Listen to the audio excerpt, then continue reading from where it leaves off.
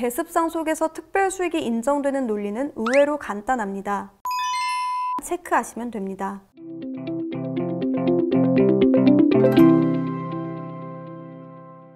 안녕하세요. 상속 전문 변호사 유지은입니다. 오늘은 다소 어렵게 느껴질 수 있는 주제에 대해 설명드리려고 하는데요. 바로 대습상속에서 특별수익이 어디까지 인정되는지에 대한 내용입니다. 대습상속이 발생할 경우 먼저 사망한 상속인과 그 배우자 및 자녀가 망인으로부터 받은 재산 중 어디까지를 특별수익으로 볼 수 있는지에 대해 설명드리는 내용이기 때문에 대습상속이 익숙하지 않으시다면 제가 이전에 다른 영상에서 알려드린 대습상속과 관련된 내용들을 숙지하시고 이 영상을 시청하시길 추천드립니다.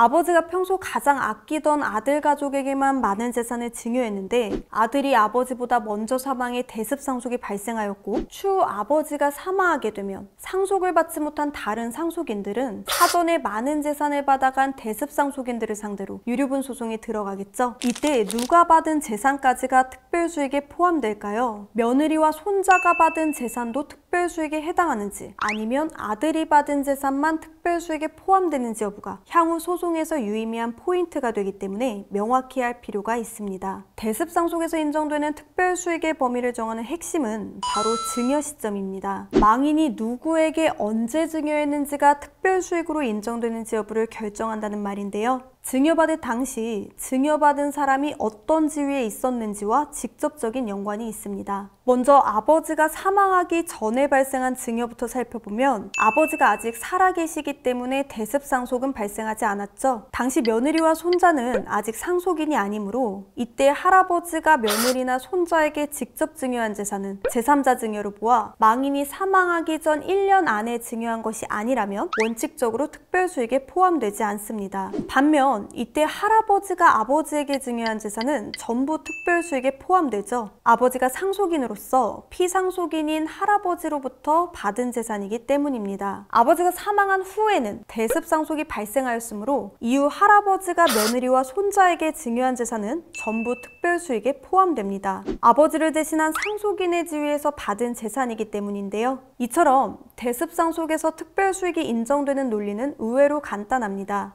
증여받을 당시 증여받은 당사자가 상속인의 지위에 있었는지 여부만 체크하시면 됩니다. 그럼 이제 실제 사건을 토대로 오늘 내용 정리해 보겠습니다. 할아버지는 두 자녀 중 아들이었던 아버지를 유독 아꼈고 그로 인해 그 아들 내외와 손자인 저희 의뢰인에게 많은 지원을 아끼지 않았습니다. 아버지는 지방에서 근무하셨기에 할아버지는 며느리와 손자를 위해 서울에 5억 원 상당의 집도 마련해 주셨고 아버지에게도 사업에 필요한 8억 원 상당의 지원도 해주셨습니다. 불행히도 의뢰인의 아버지는 사고로 먼저 세상을 떠나게 되고 아버지가 돌아가신 후 고모가 할아버지를 모시게 되면서 점점 할아버지와 연락이 끊기게 됩니다. 오랜 시간이 지나 할아버지가 사망하시게 되고 남아있던 할아버지의 모든 재산이 고모에게 전부 증여된 사실을 알게 된 의뢰인은 대습상속인으로서 고모를 상대로 유류분 청구 소송을 제기하게 되는데요. 이 사례에서 의뢰인이 유류분 반환 청구를 할 때 차감되는 의뢰인의 특별수익은 얼마가 될까요? 먼저 아버지 생전에 할아버지가 며느리와 손자를 위해 마련해준 5억 원의 집은 특별수익에 포함되지 않지만 아버지가 받은 8억 원의 사업지원비는 특별수익에 포함됩니다. 만약 아버지 사망 이후 의뢰인이 할아버지로부터 5억 원을 받았다면 그 금액은 특별수익에 포함되어 유류분 부족액을 계산할 때 차감되겠죠. 지금까지 설명드린 특별수익의 인정 여부는 대습상속과 관련해 증여 시점을 기준으로 특별수익을 판단하는 일반론적 내용이기 때문에 제3자 증여의 경우에도 예외적으로 유의하실 두 가지 경우가 있습니다. 바로 민법 1114조와 같이 증여 당시 손해를 가할 것을 알면서도 악의를 갖고 증여한 경우이거나 할아버지가 절세 등을 이유로 아들과 며느리, 손자에게 분산하여 증여하는 경우입니다. 우리 법은 유류분 제도의 취지를 보호하고자 며느리나 손자에게 증여한 사실이 아들에게 직접 증여한 거나 다를 바 없는 경우 이를 특별수익으로 인정하고 있기 때문에 오늘의 주제와는 별도로 참고하실 필요가 있습니다.